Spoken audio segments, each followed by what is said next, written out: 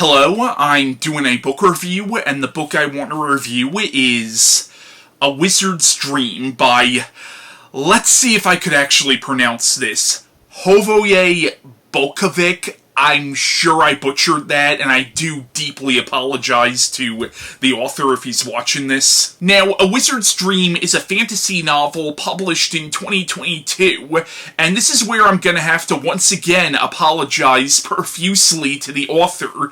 The author of this book contacted me, asking me if I would review this, and I said, sure.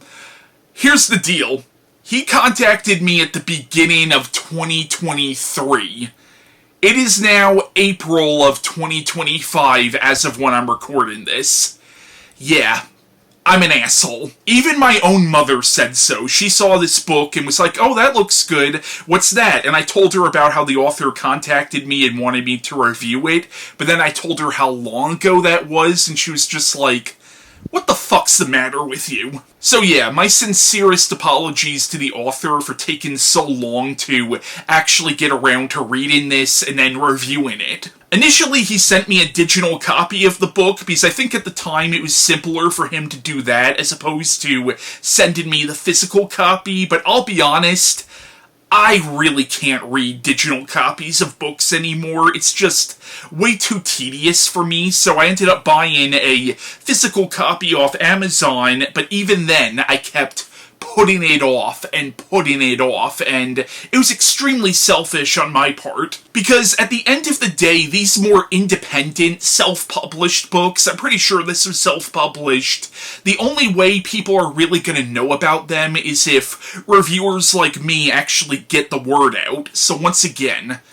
I deeply apologize. So the plot of A Wizard's Dream is it's set in this magical world called Amana, and we follow this young dwarf wizard named Asya, or at least she was raised by dwarfs and she looks like one, but we realize that she's actually another creature entirely, but was turned into a dwarf when she was a child. Now, she's aware that she's not really a dwarf and has always felt like kind of an outcast because of it, and her only real friend is this bird-like creature called Vagaron. I'm not sure if I'm saying the name of the creature right, but essentially he's sort of like a lightning elemental in the shape of a bird. Now, Asya has magical abilities, and inspired by the old legends of her people, it's her ultimate dream to become a powerful mage and protect her adoptive people from outside threats, particularly the goblins that live in the nearby desert. So, aided by Vagaron, she sets out on this quest to find these powerful wizards and train under them,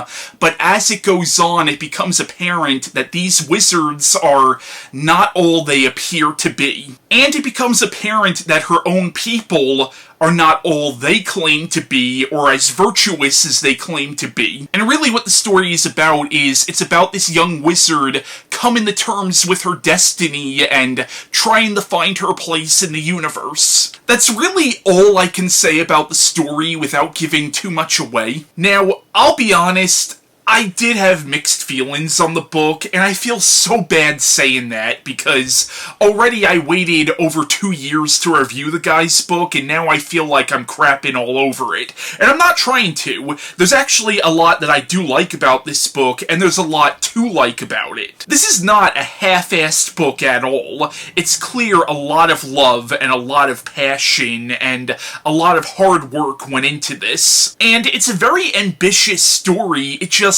It didn't grab me the way I was hoping it would. And I think it might have been the writing style. Not that this is a poorly written book, because I don't think it is. It's just there's something about the writing style that didn't really grab me. The book is written very poetically, and the prose are very flowery, and normally I do like that, and I've read books that are written kind of like that have worked very well for me, but there was just something about this. I don't know if it was the way the sentences were structured, but it was kind of, I guess, was sort of throwing me off a little bit, but honestly, I can't tell how much of it is me, or how much of it is a genuine flaw on the book's part. Because I must confess that I do think I read this book under the wrong circumstances, and the author himself has said that this book was intended to be read very slowly. It was meant to be a slow-paced, contemplative story. And I think because I was in such a hurry to get this review out, I think I might have read through certain things a little quicker than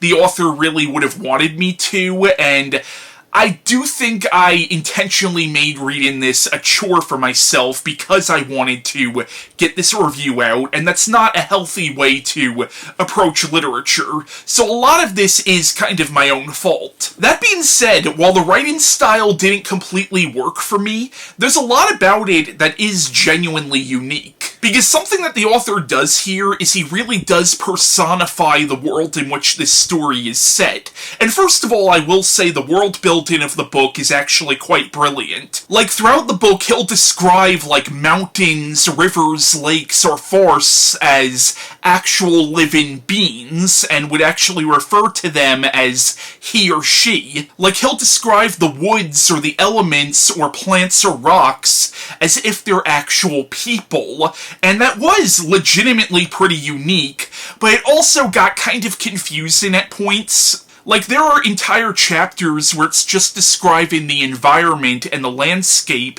but because he personifies these things by calling them he or she, it got to a point where it's like, okay, is he just describing the land right now? Or is this an actual character that we're supposed to be following? But I can tell that was done on purpose, and it did give the book a very unique flavor.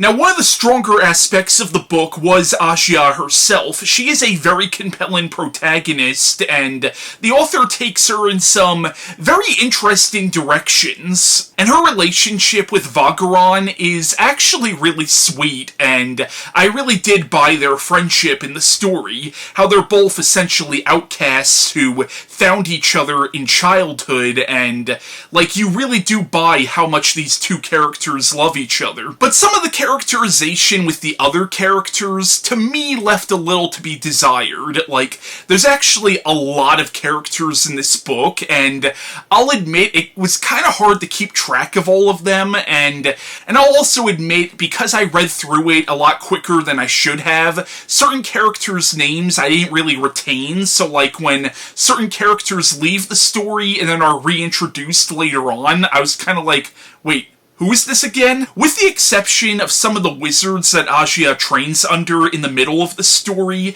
they were actually really interesting characters, or at least the two main wizards that trained her. The one that was sort of like a plant elemental, and then the other that was sort of a rock elemental. I thought both of those characters were very interesting. But then there are areas where some of the characters' emotions could have been described in a little more detail, like there's a moment after Asya comes back from her training where she receives the news that somebody close to her has passed away, and it describes her feeling really terrible about this, but it doesn't go into as much detail with that as I think it should have. I think a genuine criticism I would have of the book is at times I feel like describing the environment and the world in which the story took place got in the way of the actual characterization, at least in my opinion. But I will say the world building is one of the stronger aspects of the story. Amana is actually a really interesting world with a fascinating mythology. Like, you have creatures that are typical for fantasy stories of this kind, like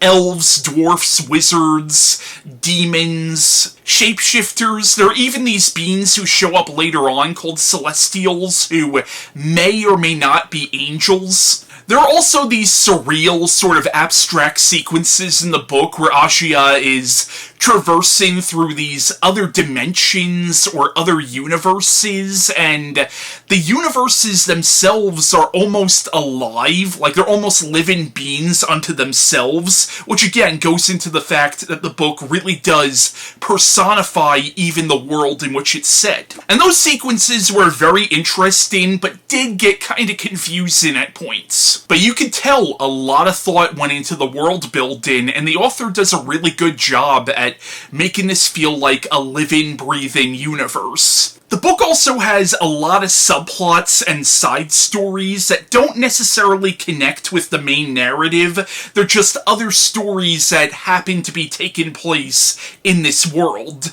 And I thought that was really cool, but you could argue that the author could have maybe tied those in a little bit better with the main narrative. The author does, at times, introduce certain subplots and then kind of drops them. There was one in particular that was honestly really creepy, where you followed this human tribe who were being terrorized by these felines. It doesn't really say whether the felines are like maybe lions or tigers, or perhaps a mythical feline species that only exists within this story, but like these human hunters start hunting the felines, and then because of some kind of magic, the human hunters become merged with the cats, and it's actually a really creepy scene. Like, it's almost the scene of body horror. The book also does have some spiritual themes about death and what comes after death. Like, there's certain moments where Asya traverses into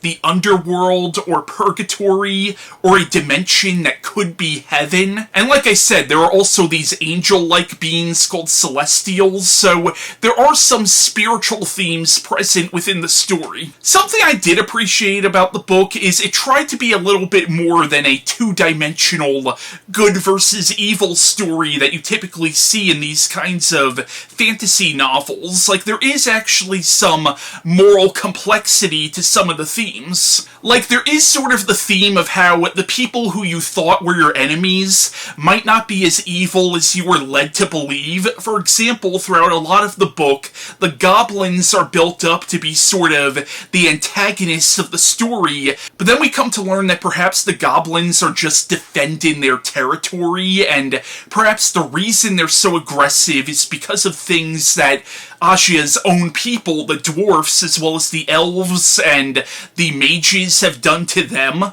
And Asya herself comes to learn that the people she's known and loved all her life might not be the best people in the world. But yeah, my opinions on A Wizard's Dream are overall very mixed. There's a lot that I do like about it, and there are some very interesting themes that the author is playing around with here, but goddamn, I really do wish that the writing style grabbed me a little bit more, and I really do wish that I would have been able to get into this story a little bit more than I did. Be that as it may, I don't want to discourage anybody from checking this book out. I'm actually going to leave a link in the description below to where you could buy this book, because I do want people to check it out and formulate their own opinions on it. I also don't want to discourage the author from writing more fiction. As a matter of fact, if he decided to write a sequel or another book that just happens to take place in this world, I would not be opposed to reading that. But yeah, that was my review of A Wizard's Dream by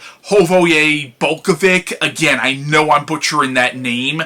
I do apologize for mispronouncing your name and for taking so long with getting this review out. But once again, that was my review, and bye.